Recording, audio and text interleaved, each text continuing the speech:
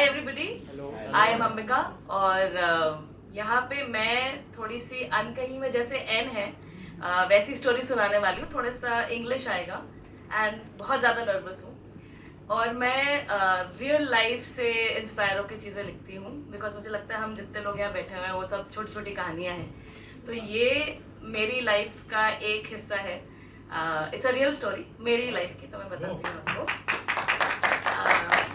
सो जैसा कि मम्मी बताती हैं, मेरे पैदा होते ही उनका एक ही सपना था कि मुझे लखनऊ के सबसे बेस्ट स्कूल में पढ़ाना है.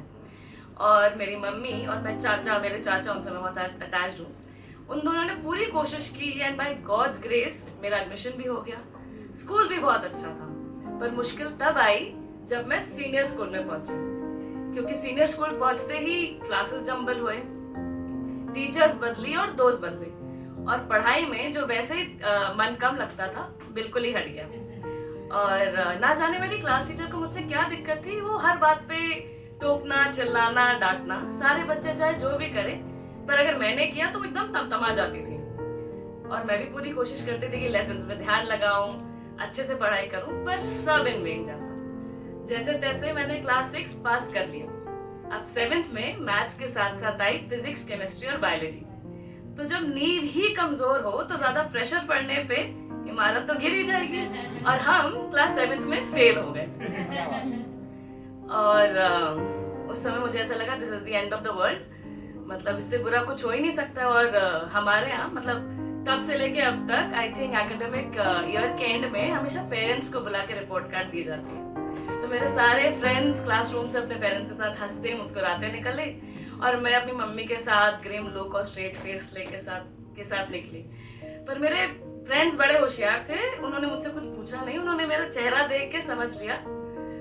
तो उस दिन मैंने सारे इमोशंस फील किए, क्योंकि एजुकेशन सिस्टम पे फेल होना बहुत बड़ी बात होती है. आई एम श्योर अब थोड़ा इवॉल्व हो रहे हैं, बट उस वक्त बहुत ज़्यादा खराब माना जाता था. तो उस दिन मैंने शेम, गिल्ट, एम्बैरेसमेंट, फेलियर जैसे सारे इमोशंस फील किए. और उस दिन मुझे अपने पेरेंट्स से बहुत ही साइलेंट ट्रीटमेंट मिला, क्योंकि सभी दुखी थे. और उस शाम मेरी एक अब बहुत अच्छी दोस्त, पर तब जूनियर मेरे घर आई और उसने बोला, टुकुन क्या मैं तुम्हारी हिंदी और इंग्लिश लिटरेचर की बुक्स ले सकती हूँ. और उस वक्त मैंने अपने सारे इमोशंस अंदर रखते हुए कहा कि यार मैं तो नहीं दे सकती.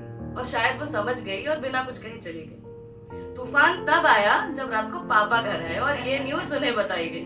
बस फिर क्या था, चीखना, चिल्लाना, उठा पटक.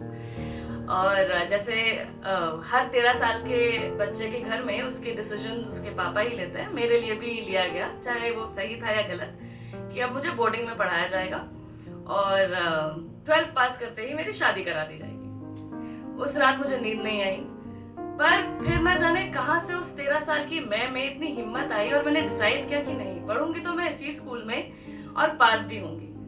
और सुबह उठते ही मैं मम्मी के पास गई और मैंने उनसे कहा कि मम्मी मुझे आप प्लीज एक मौका और दे दीजिए. मैं बहुत मन लगा के पढ़ूंगी और पास भी होंगी. आप बस पापा को मना लीजिएगा. और उस वक्त मुझे किसी की अगर सपोर्ट की जरूरत थी तो वो थी मेरी माँ की.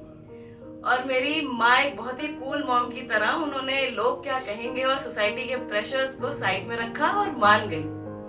It was that simple. और मुझे फेल होने के बावजूद एक अलग सी खुशी महसूस हुई. वर्ल्ड जो एंड सा हो गया था उसमें एकदम से सूरज उग गया था, फूल खिल गए थे और ठंडी ठंडी हवा चलने लगी. और उसके बाद मैंने बस ठान लिया कि आगे बढ़ना है. बट मुश्किल था, बहुत मुश्किल था उसी स्कूल में जाना, क्लास 7th की लाइन में खड़ा होना, जबकि मेरे सारे दोस्त क्लास 8th की लाइन में खड़े हुए हैं. पर आगे चल के और भी खूबसूरत दोस्त बने, बहुत कुछ सीखा और टीचर्स का प्यार मिला, अच्छे नंबर आए. 10th 12th में जाके स्टूडेंट काउंसिल का हिस्सा भी रही. और मैंने कभी नहीं सोचा था कि उस वक्त मेरे लाइफ का इतना लो पॉइंट, जिससे मुझे लगता था सबसे ऐसी इससे ज्यादा खराब चीज तो हो ही नहीं सकती, वो आगे चल के मेरी लाइफ में इतनी सुंदर चीजें लाएगा. और उसके बाद मैंने लाइफ में और भी फेलियर्स देखे, पर इस बार मुझे एक चीज तो पता थी, शायद उसकी नींव मैंने क्लास 7th में रखी थी, कि ये जिंदगी है जनाब, कोई रेस नहीं, आपके बताए हुए टाइम से ना सही मैं अपनी मंजिल तक जरूर पहुंच जाऊंगी।